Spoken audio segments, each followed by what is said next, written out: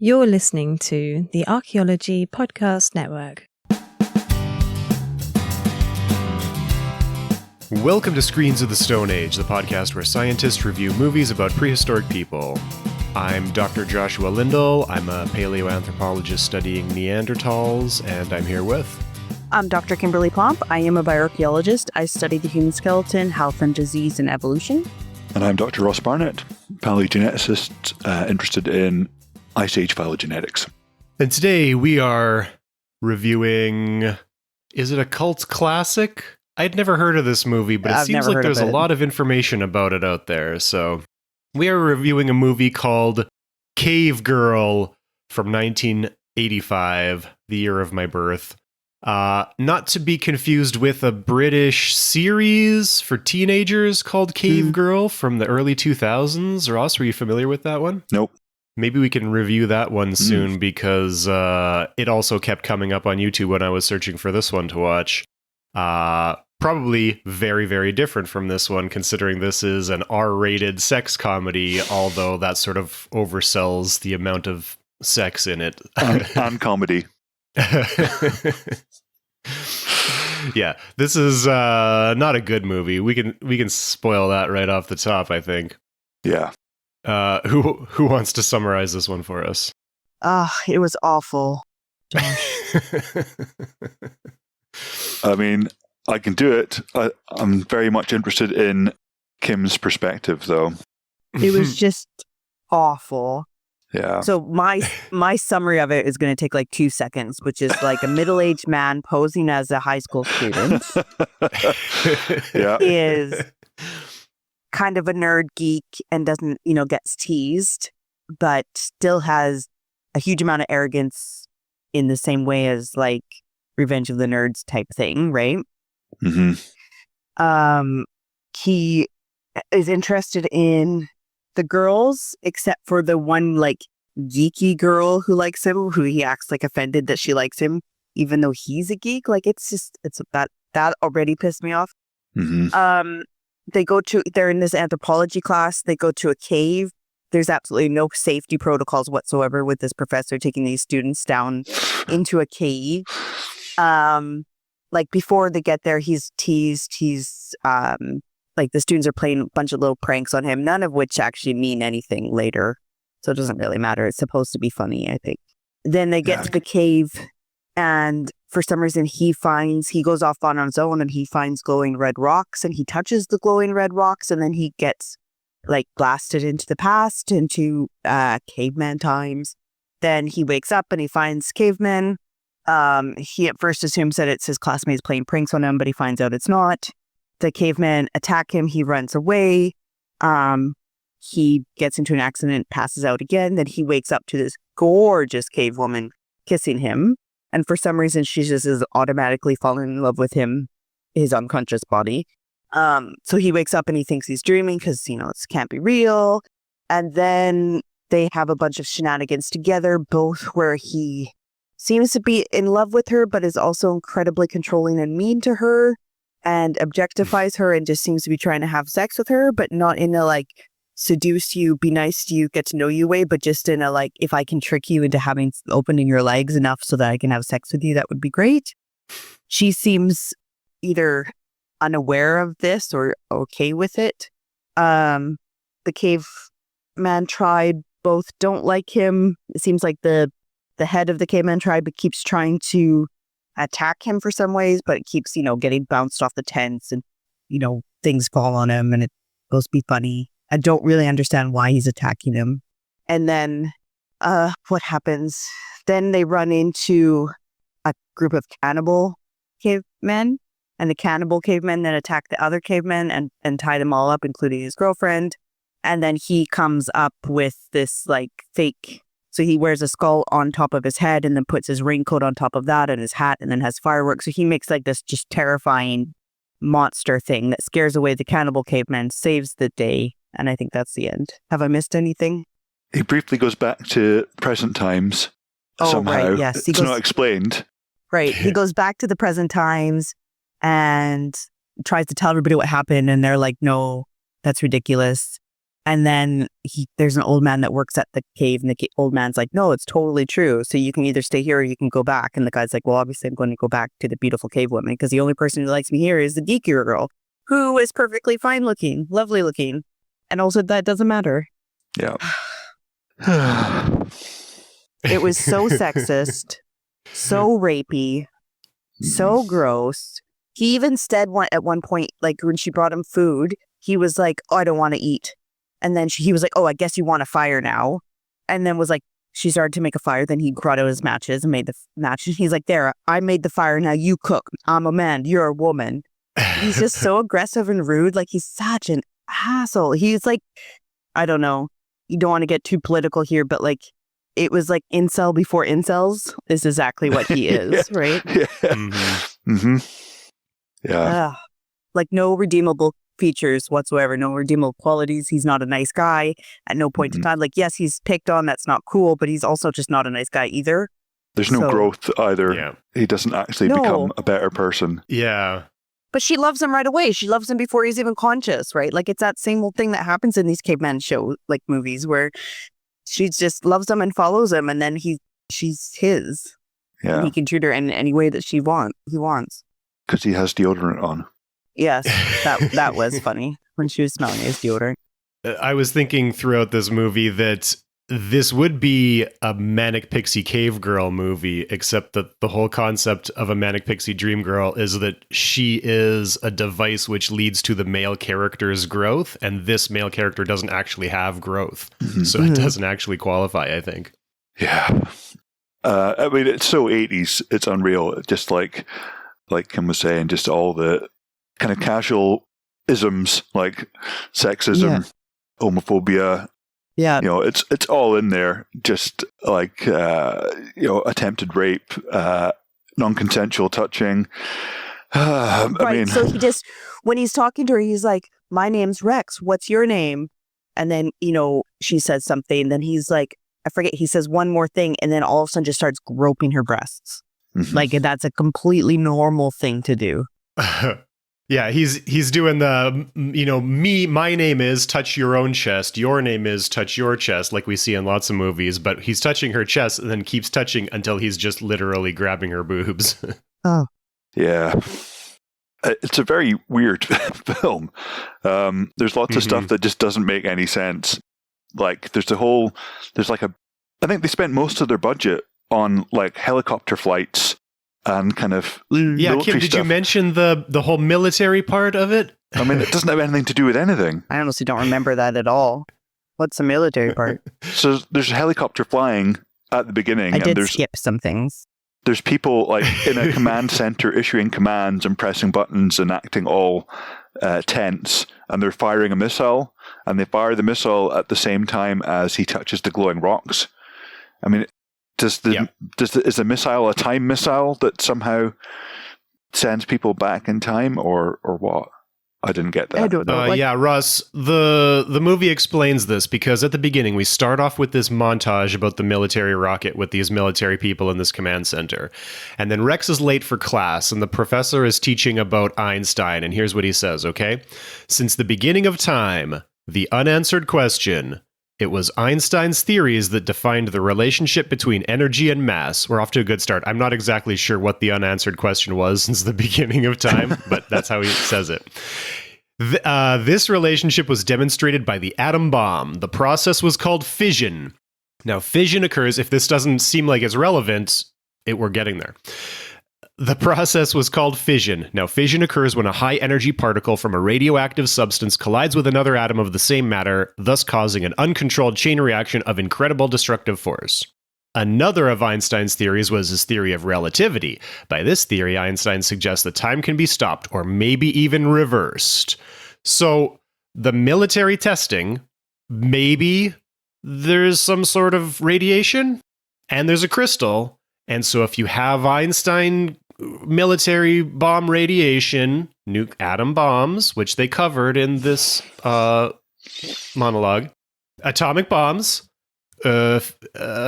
crystals, you can see the red yarns connecting on the wall behind me. And time can be reversed. It explained it. All right. Okay. Yeah. So this is Newton. This is Einstein's little-known third hypothesis that missiles plus crystals equals time travel. Yes. Okay. As long as they are implied to be nuclear missiles from a tiny little helicopter. Yeah. Oh God. Yeah. And I know, like you mentioned this as well, Kim, but it's just quite funny that all these actors playing teenagers are at least in their late 20s, possibly early 30s, when this is going on. I had to know how old the actor playing Rex. The actor playing Rex is Daniel Roebuck, who maybe we'll talk about because he has a lot to say about this movie. He was actually only 22 when he filmed this movie, so he looks like he's 40. But I think it has a lot to do with the fact that he's wearing a tie and a fedora throughout the whole thing. And that's how you know he's a geek, is because he's wearing a tie and a hat. Jeez. But yeah, it's quite terrible. The only redeeming feature, I think, is Iba, who is, as Kim noticed, like just drop dead gorgeous and ethereal beauty just sort of permeates out of the screen, and is the only kind of good character in this. The only one that doesn't that wouldn't get cancelled today. Essentially, everyone else. Is I forgot to. It starts out so they tease him. So the students trick him into going into the women's locker room. And then, so he's stuck in there, and the entire women's sports team, I don't know what it is, comes in, and they all start immediately taking off their shirts. None of them are wearing a bra. Then they catch him, and then it goes into this weird, like, chase scene where they're chasing him through the most Benny obscene, Hill, like, essentially. And it's this weird, like, maze of a locker room, and they're all just topless chasing him for like 5 minutes. It seemed like. Yeah. Yeah, this scene has an explanation. I don't know if you read this, but basically somebody at the distribution saw an early cut and they said, not enough tits. So they filmed this scene and they jammed it in at the beginning. If you were to watch this movie in the first 5 minutes, you've got like 7 pairs of breasts and you're like, whoa, this is a sex comedy. And then a couple more here and there throughout the rest of the movie, but really, they blow their load, so to speak, in the first 5 minutes here. So eventually him and Iba do have sex, and it is the most uncomfortable sex scene I've ever seen on a movie, I think. Like the kissing, it just took me back. The way that he was kissing her gave me like PTSD of bad dates. Like it just, I can feel it. And I just, it was so horrible. I couldn't watch it. It like cringed. Yeah, there's a lot of cringe. But the sex scene, terrible. At least it's consensual, though, at this point. He spent most of the previous movie trying to like trick her into having sex. Opening her legs. Yeah, I mean, like that's the thing is, if she had just opened her legs a bit, would he have just tried, right? Just real ick. It's not a good character. One of the things that we can do for this movie is we can play our caveman movie bingo. I don't know if we are keeping track, but do we want to go over our bingo card and see how many of these stereotypes we hit? There was no volcano. That was new. So no volcano. No. Also, no dinosaurs. And no I did read somewhere that was budgetary entirely. But they could afford a bear and a puma. That can't be cheap.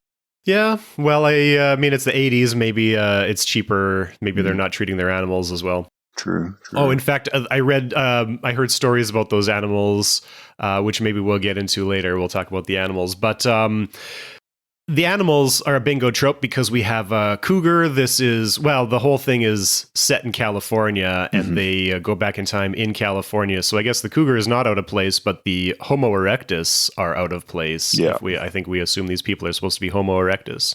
Is skulls of patently the wrong species being talked about on the bingo card? Because lots of skulls in this movie, clearly modern human, but Rex is describing them as Homo erectus. We have blonde blue-eyed cave woman named Iba. Do we think that this movie is competent enough that Iba is a reference to Eve, Adam and Eve? Because we see that a lot. I think so. No. I thought it was Eva. Oh, you think so? Mm. I mean, maybe that's my ears, but I thought he was saying Eva almost all the way through. There's also gratuitous bathing scenes. That's definitely a cave person trope. Oh, yeah. Well, I mean, like, there's, like, nothing happened, really, right? No, apart from, attempted sex crimes. Yeah. But even then, he said the same lines, like, 3 times. Like, the same scene happened almost 3 times with just different shenanigans happening around him. Yeah. Like, it was really lazy writing. Yeah. Did we mention the grunting language? That's one of our bingo tropes. They do have a language. Yeah. I'm pretty sure they're just sort of making it up. And Iba is totally fluent in whatever her language is, but all of the other people in her tribe speak as much in grunts as they do in what seems to be a fictional language. Yeah. And we do get a few words like bicha for bear. Bicha. They say that a lot. They do say that a lot. I guess bears are a big part of their culture. Bear is one of our bingo tropes, right? Bear attack itself is a bingo trope. This time it wasn't a man in a crappy suit. It was an actual bear and an actual puma. So they get points for that, I suppose. Is setting it clearly in kind of California? That's a trope as well, isn't it? I think we can call that a trope. Although I kind of like the landscape here. Yeah, it was, it's not obviously California. It's not full of redwoods and things like that. It was sort of, and it was in the falls, I think, that they filmed it. So it was sort of dry, grassy. There was a lot of rock, but it was not like a desert. It was more of a sort of, it looked a little bit like the Mammoth Steppe, probably as close as you can get in Southern California. So I thought that was pretty good, actually. Yeah. I'll give them that. What else is on the bingo card? Isn't it the fur clothing with the fur on the outside? Isn't that on the bingo card? Oh, yeah, that's a good one. The loincloths, bikinis. Oh, when he first makes it to the past, now they had been exploring this mine as a field trip, and apparently the miners had opened up into a cave where they found these cave paintings. So that's what they're going on a field trip to see, but I don't think we ever get to see the cave paintings they're looking for in the mine. No. But when he ends up back in time, one of the first things that makes him realize he's in the past is he finds a painting of a bison on a rock. And that bison, I think, is based on actual cave paintings from Altamira, yeah. It was quite well done, but he also, what triggers him is that the cave painting's still wet. I thought that was actually quite a clever thing to do. Mm-hmm. Kim's looking stony-faced, not giving it any credit. No, 0 credit. It was awful. It's interesting that the bison is based on a real cave painting, so it's not like they did absolutely no research. But then Rex has a whole description of Homo erectus at the beginning because he's brought this skull to class for like show and tell, and he says it's a skull of Homo erectus, but it's, again, clearly just a modern human skull.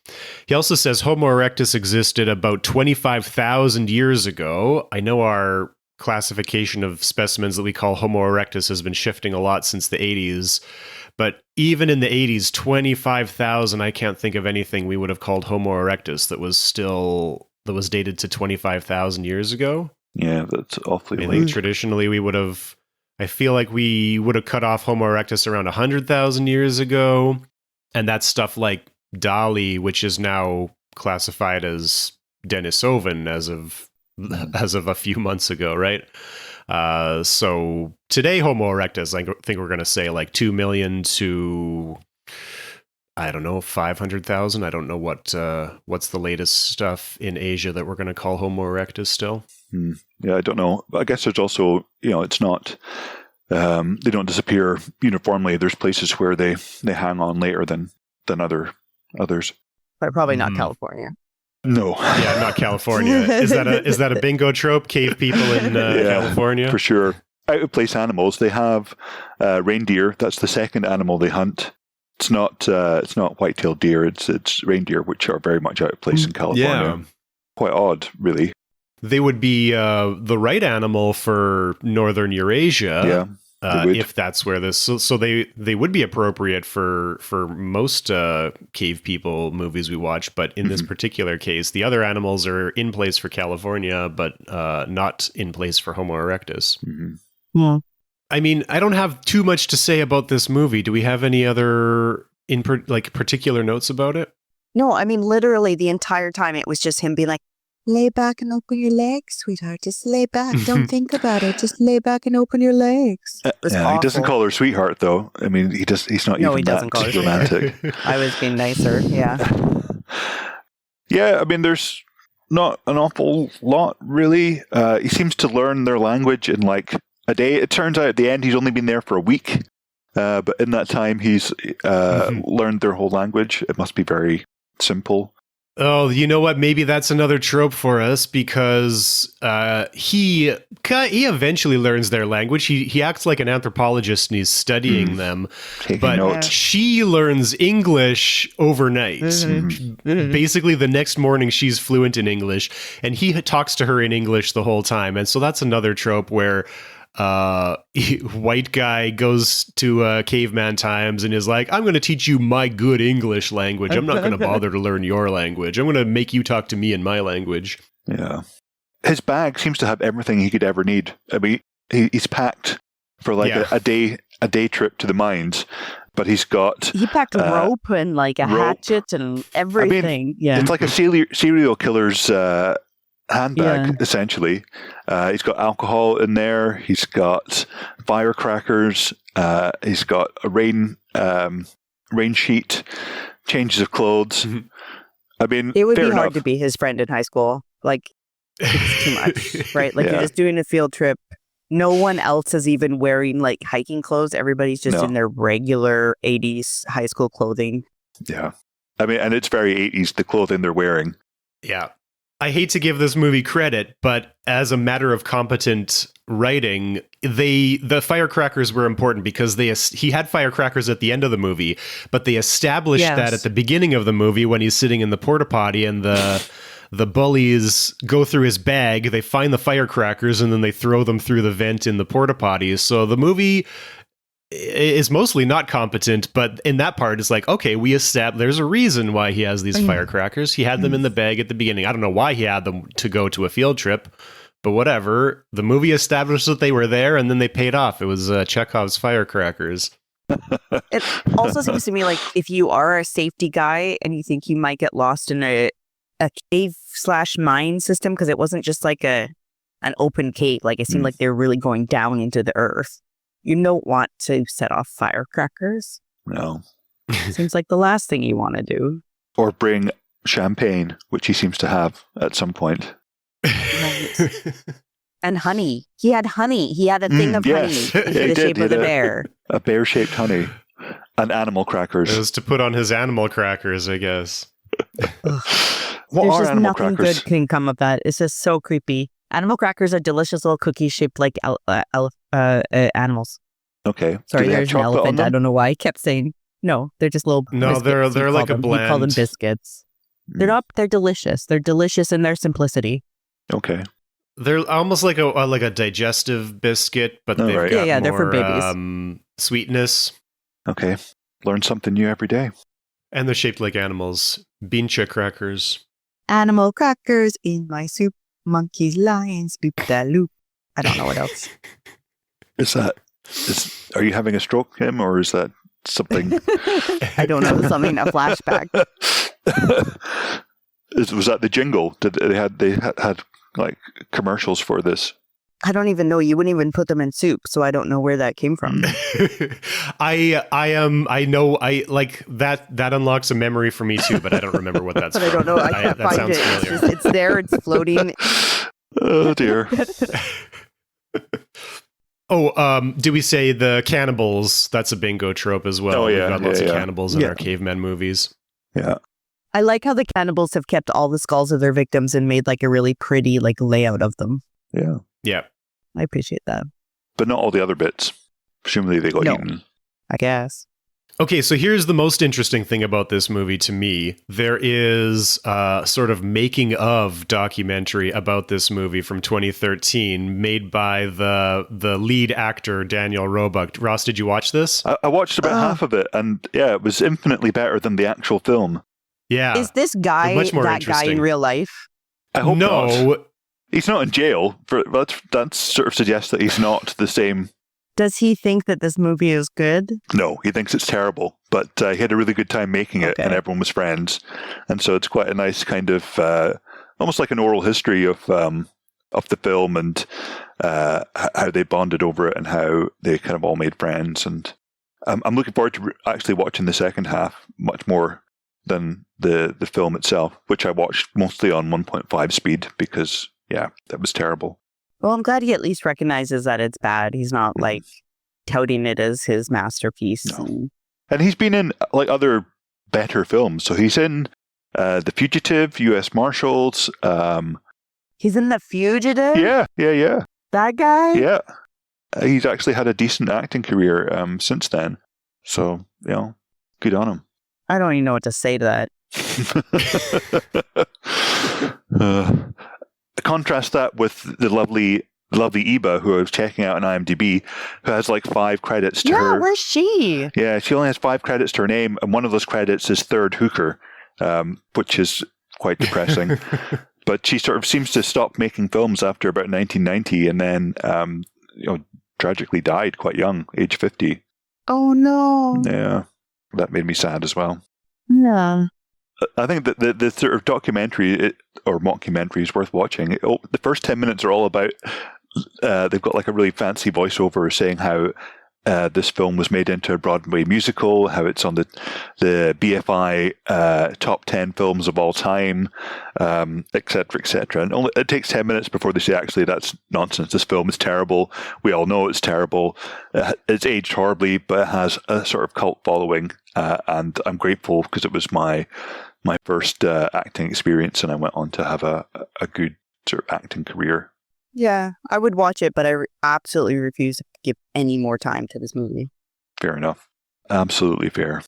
So, Ross, did you get to the part of the documentary where they feature an actual anthropologist sort of giving a bit of a review of the movie? She has 2 little clips.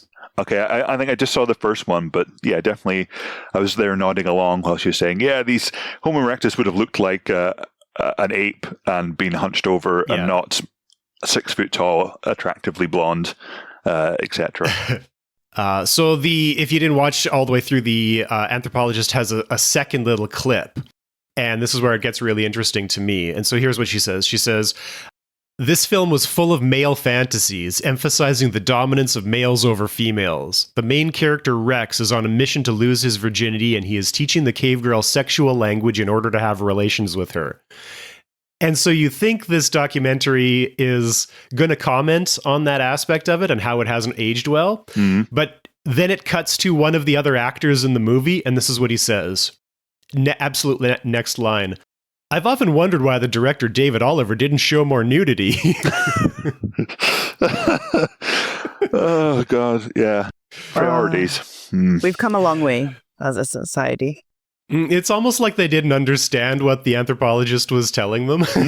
Yeah. So what she was saying was she wanted to see more nudity? Is that the take-home message from what the anthropologist was saying? Oh, dear. Also, how could there have been more nudity? Because there was also that other cave girl that just kept flashing him her breasts and kept putting his head under her shirt and stuff. There was literally nudity every couple of minutes. And wasn't the actress the same as the one that had a crush on him in Modern Times? I think it might have been. Yeah. Yeah, so she was the female The whole nerd. joke of that in the Modern Times and that time is that this ugly, and I'm putting that in quotes because she's not ugly. No, she's not. But just this whatever woman who's supposed to be the ugly one is trying to attract him. And that's absurd that he would ever, he is uncomfortable with that, but he's going for this hot girl. It's the same as the Revenge of the Nerds idea, right? Like these geeky, unattractive guys won't go for the geeky, unattractive girls. They're, they have to only go for the gorgeous girls. But I mean, yes, but also the idea that the nerd girl isn't like also beautiful that they have to go for the kind of male gaze version of what is attractive. Like you're not allowed to have any kind of variation in what is attractive. It's just tall, blonde, blue eyes. That's it. That's versus the frumpy brunette or whatever, right? Who's not frumpy, but is a brunette, but also has. That's the thing. Like all the way through this, Eva doesn't really get a personality. Yes, I mean she's beautiful and she's helpful, but the other woman actually has a personality. We know that she's a nerd, so at least she finds some things interesting and has a kind of internal life of her own. The cave woman, we don't know. She just keeps slashing him. That's all we know about her. True. But it's interesting that so there you have this weird kind of contrast between the cave woman who is actually consensually interested in him. She's like is indicating her interest in him versus Eva, who at no point really says that anything more than that she actually likes that he smells of deodorant. And which one of these people does he choose to hyperfixate on? The one that really doesn't show much interest in him. So yeah. But she follows him. Yeah, I don't know. It's just, that is an 80s trope in itself. Or I guess not even 80s. It probably goes beyond that too. Yeah. I think hopefully it sort of died a death in the 90s, I think. Well, no, it's incel cultures that living strong with that, right? Yeah, that's unfortunately right, true. Like at least not it disappeared from mainstream movies. In the documentary, I think is where I heard this. Ross, did you get to the part where they talked about the scene with the cougar? No, I haven't got to that yet. Basically, so they have lots of real animals. In the scene with the cougar, they have Rex and Eba have found a little rabbit, which they pick up, and then they hear the screech of a cougar and look up, and there's a cougar on the rock behind them. And it's a real cougar and a real rabbit in the same shot.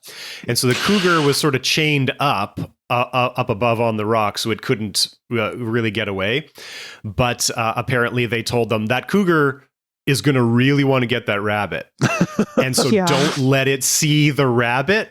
And so you can see when they pick up the rabbit, they look behind them, and Eva's trying real hard to not turn her body so that the rabbit will stay hidden.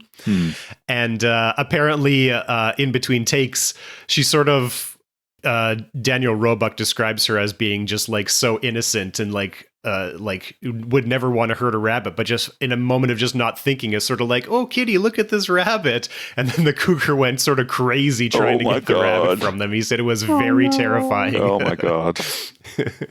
Poor rabbit too. Yeah. He said the rabbit was screeching, making that rabbit sound that most people never get to hear. Jesus. Like, bitch, what are you doing?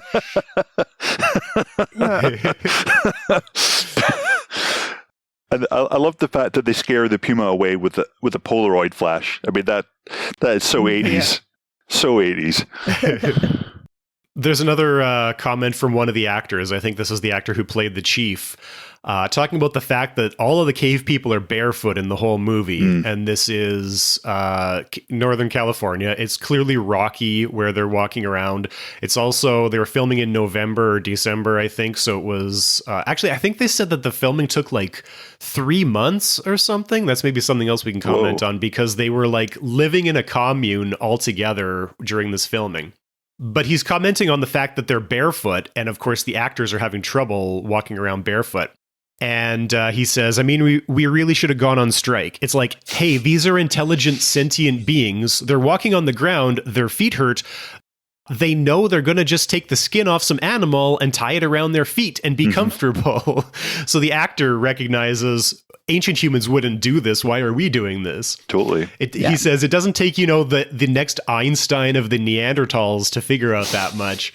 But instead what they were doing was the makeup crew was gluing leather to the bottoms of their feet, sort of to match the form of their feet. So it looked like they were barefoot, but at least they had some protection. Jeez. And they were doing like you know, they were doing this every morning, gluing leather to their feet, and then in between every take, they had to re-glue it because it kept falling off. Jesus. And he's like, why, if this is hurting our feet, why do we think that ancient people wouldn't have just made their own shoes by at least tying leather around their feet instead of trying to glue it on to make it look like it's not there? Yeah, exactly. But the director had a vision, I guess. And all their feet had to suffer. Yeah. Yeah. That anybody suffered for the making of this movie is insane. Well, like a rabbit and the people. It seems seems like too, they, because like, it seems like they did suffer, but at the same time, it seems like most of the actors consider it to be a really good time in their lives, especially Daniel Roebuck, who I guess we've already said this was his first ever role. He actually auditioned for one of the smaller roles, but they had sort of an open read. And so at the end of it, they were like, does anybody want to read for anything else? And he was like, I'll read for the lead. And ended up getting it because everybody else who was reading for it was sort of too cool. And he's like, well, I know what you're going for here. It needs to be a nerd. I could do this. And so it was his first ever role. He understands the movie's terrible, but he still has a soft spot for this movie because it's what broke him into acting. And so I guess we might not have any of these other movies he's been in if he hadn't had this role. But the movie was filmed outside of Bakersfield, California, and actually everybody lived together for like, I can't remember, a month or 3 months. They stayed at a gay dude ranch that was closed for the season. And the director sort of insisted nobody can leave. He's like, we're going to live together in this commune and nobody can leave this commune. They brought in all the supplies. He wouldn't let them leave. And he's like, you know, this is going to be a tough film because we're, you know, largely not wearing a lot of clothes and it's winter and we're running around outside barefoot. Some of those scenes are in the rain, right? It sounds very problematic. Yeah, they say it was a tough shoot, but at the same time, like that documentary that Daniel Roebuck made, he got most of the original cast back together, and they all basically say in that movie they had a great time, they loved it. Apart from, well, they all say that, but also one of the high school girls you might have noticed is in some scenes and not in some of the other scenes. And that's because partway through the filming, she called somebody to come and rescue her, and somebody drove in and took her from the commune, and she left. An intervention. Yeah, so they missed her in a few scenes. But that actor is Stacey Q. I'm not exactly sure if I knew who she was, but she is a pop star who had a couple of #1 hits shortly after this movie. Wow. So she's sort of known for her own thing in her own right there. Well, good for her for leaving. She, along with somebody else, did the soundtrack to the movie as well, which is another thing about this movie, is that most of the actors in the movie had another... Good. Yeah, that's one of the things a lot of the reviews say, is it's a pretty unique soundtrack. Yeah. Very 80s. Yeah, very 80s. Lots of synths. Mm-hmm. But if I could sort of backtrack a little bit, maybe I'm hopelessly naive and have led a sheltered life, but what exactly is a gay dude ranch? Well, it's a dude ranch of gay dudes. Oh, okay. that fully explains. A dude ranch is like a tourist thing where city people can go and live like cowboys for a weekend. Oh, right. Okay. Like City Slickers. I guess a gay dude ranch is... City Slickers is a dude ranch, yeah. Okay. That comes from like the old like Western talk of like a dude is like a city person. Okay. I did not know that. That's not something that exists here. So thank you. Thank you for educating me. And I never heard of a gay dude ranch, but I guess it's just a dude ranch where either it's for gay tourists or where the cowboys are gay, or both. I guess, if it's a safe space in the 80s, I suppose, where there maybe wouldn't have been as many as there are now. Oh, yeah. 1984, 1985, when this was filmed, that hopefully it wasn't free for them to use because they'd closed down. That would be unfortunate. Well, they said it was closed for the season, right? I think so, yeah. Interesting. Oh, one more thing, Ross. If you didn't watch to the end of this documentary, you wouldn't have realized that Rob Zombie has a cameo in this documentary. What? No way. Really? Apparently, Daniel Roebuck has been in most of Rob Zombie's movies. And Rob Zombie's in this one? Rob Zombie makes a cameo, and basically he's got one shot, and he basically says, I have not watched Cavegirl till now, and I think that's because I've been trying to preserve my respect for you. Yeah. Oh, wow. Crazy. Do we know, so the sort of thing that struck me most was the sad fact that Eva, the actress that plays Eva, she only has a few credits and died, seems like remarkably young. Does anyone know what happened? Cavegirl, 1995, cast. Cindy Ann Thompson. Yeah. Cancer. No. That's sad. Age of 50. Yeah, it's far too young. But I don't think there's much more we could say about the film. No. It's weird that it seems to have kind of found a kind of cult-like niche. I'd never heard of it before you sent the link out. I would have been quite happy never having heard of it. Yeah, same. Yeah, it's one of these movies. It's perfectly on brand for us. It's totally set in caveman times. Definitely a movie we should be covering. But yeah, if I hadn't found that making of documentary, I feel like I wouldn't have had very much to say about it, because it hits all the same tropes we've talked about a million times, and apart from that, it doesn't really do anything new or different. So yeah, it was just awful. Awful. Yeah, I could only recommend watching the movie in order to be able to appreciate the documentary. But even so, the documentary is not that good that you need to watch the movie just so you can watch the documentary. And you could easily watch the movie on like 2 times speed and still get the gist of it. Yeah, there's a lot, like many of the films we watch, there's a lot of walking around and doing not very much. Daniel Roebuck even says that in the documentary. He is like, a third of the movie is just me walking. It's nice to see somebody else like appreciate that as well. All right, well, I guess we're at the end of our notes. So in the end, not worth it. Do not recommend this movie, probably. No, I feel like maybe it's got the presence online that it does because Daniel Roebuck sort of became a pretty successful actor and has credited his career with this movie, and so maybe he's drawn a little more attention to it than it might have otherwise gotten. But here's something I just noticed. One of the locker room girls is let me see her name here. I think it's Michelle Bauer. People who review this movie recognize her name. I guess she is some sort of porn actor, possibly. And I wouldn't know anything about her except if you click on her IMDb page, one of the first images that appears is her in a caveman-style bikini with a dinosaur behind her. All right. And it turns out that she's been in another movie called Dinosaur Island from 1994. I think it's on our list, but I think it's kind of a softcore porn, so I don't think that that's the style that we really get into on this podcast. No, but I mean, it might at least be more entertaining than this.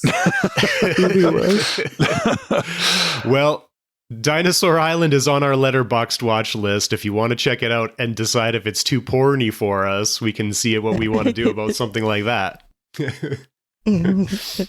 I think, I think in part of the documentary I watched, they said that, like you said before, Josh, that the locker room scene was put in because there wasn't enough nudity in the rest of the film, and they sourced the actors for the locker room scene from adult entertainment, from the adult industry, which is, I guess, quite close to Southern California. But yeah, they don't appear in any other scenes set in the school or any other point. They're just there to run around topless chasing the main character and increase the boob quotient. I don't know what sport they would have been playing without wearing bras. That is a very good question. Like, I'm all for free the breasts if you don't want to wear a bra, but back then they would have been wearing bras. I mean, generally playing sports, you'd be wearing a bra. Especially with white t-shirts. Important point. think that's a good note to end it on. That's where we end. Yeah. Free the bro. Okay. You heard it here first.